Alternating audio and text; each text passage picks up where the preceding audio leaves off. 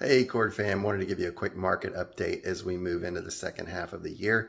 Before that, we are finally launching a podcast, so be on the lookout for our first episode to drop in the next 2 to 3 weeks.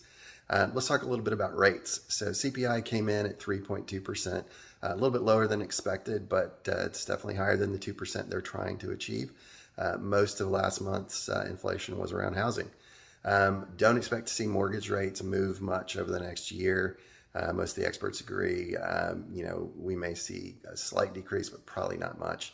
I don't think we're going to see 3 and 4% rates again for the foreseeable future.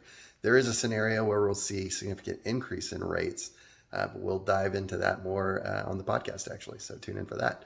Let's talk a little bit about inventory. Inventory is up a little bit, but it's still well below balanced market level. I don't think we're going to see any wave of foreclosures or anything like that. Delinquencies are actually down over the year, and there's just too much equity out there. I just don't see it happening. Almost 2/3 of homeowners are locked into mortgages at 4% or less.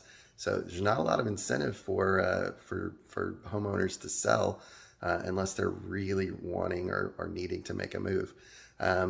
Builders, you would think they could come in and make up for some of that demand, but they're a little constrained as well. The banks have tightened up construction financing a bit as we move into the later half of this year. I think we'll see that continue to tighten.